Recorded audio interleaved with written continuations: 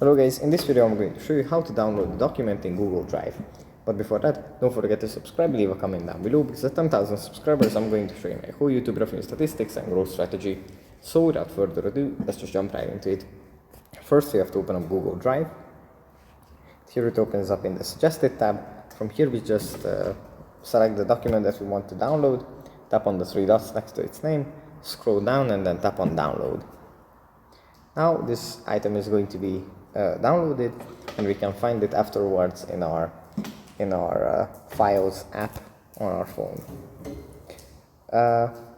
Yeah, we can download multiple files as well. The only thing is that you can't select a file, like select multiple files and then download them in bulk. You just have to do it one by one. Or actually, you can do it if you do it like this. So yeah, that's pretty much it for this video. Hope it was helpful for you guys, and I'll see you in the next one. Bye.